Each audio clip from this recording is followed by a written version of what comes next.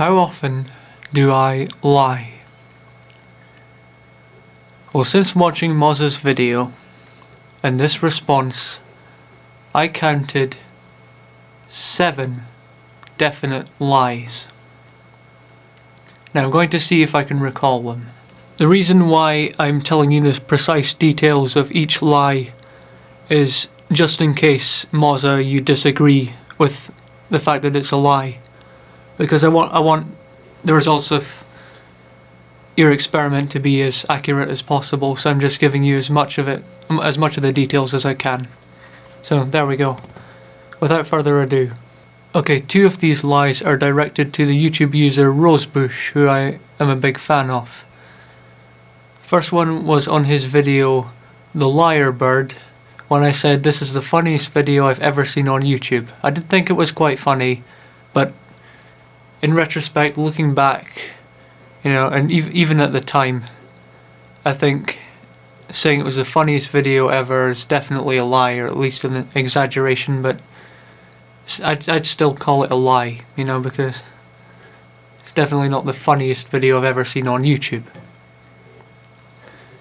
The second lie was on his video, what's it called? It's called The Little Ones and the Rocks, in which I said awe-inspiring stuff. Now, this was a video about dashing children's heads against rocks. So I just took his sarcastic idea of it being awe-inspiring stuff and I ran with it, but that's a lie. I didn't think it was awe-inspiring stuff at all, obviously.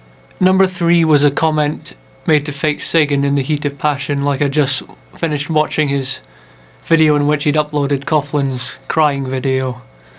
And I said that this is sick. Well, that's not the lie. I did think it was sick, but I said that I'm very glad that he's leaving YouTube soon.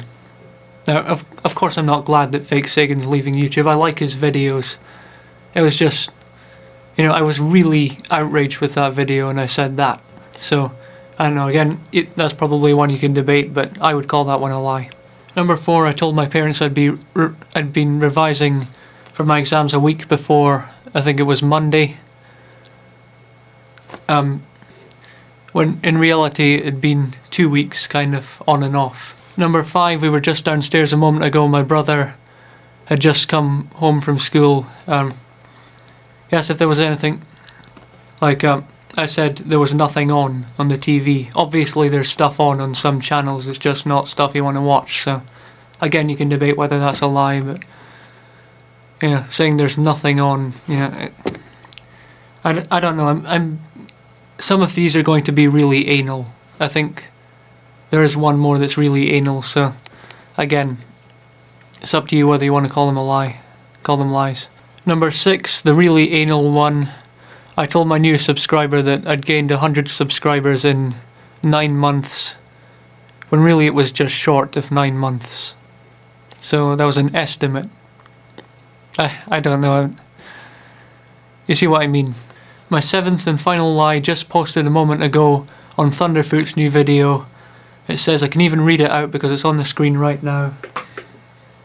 To Thunderfoot, arguably the greatest polymath since Da Vinci.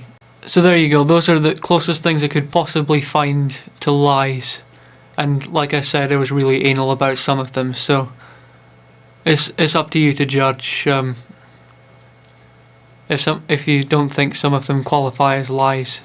But those are all the results, as accurate as I can possibly give for your experiment, Mozza. I hope this helped.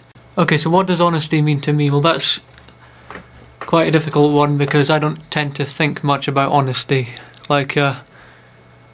For the most part, I take things at face value. Unless I have an extremely good reason to believe that people are lying, I generally assume that they're not. And if someone lies to me about really tiny things, then I'm not really gonna care. But if it's something that means something, like if it's a really meaningful lie, if the results of this lie mean that something quite bad happens, then I will lose. I will definitely be able to trust them less. Actually, one interesting thing I found out about myself during this drama between TJ and Coughlin If someone makes an accusation against someone, I'm not even going to give it any thought unless I see some kind of evidence for it. It's the one thing I don't tend to take at face value is accusations. And of course I'm referring to Galen's accusation that Coughlin made fun of his girlfriend's suicide in his 24-hour blog TV. Basically, unless Galen can prove his position, then I'm not going to believe squat. Alright, when do you think is it acceptable to lie? Well, this might be simplifying things a bit, I don't know, but as a general rule, I think lying's unacceptable if it directly causes harm, stress, or if it inconveniences someone to some arbitrary, significant extent, depending on the situation. Okay, and how important is it to be honest? Well, okay, take the scenario. You're at school, you got in trouble. It's not something that your parents are ever going to find out unless your friends tell them.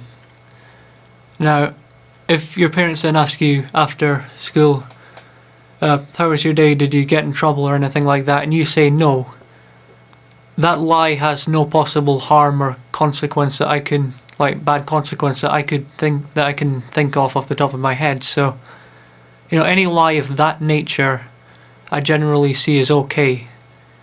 Because if anything, it's even benefiting people because it's benefiting you. The only person it really affects is you.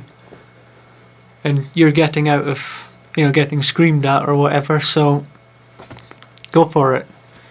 Lies like that I've got no problem with. Lies that are significant, that will result in people, thinking less of you or not trusting you anymore if you do it, then I think it's pretty important to be honest.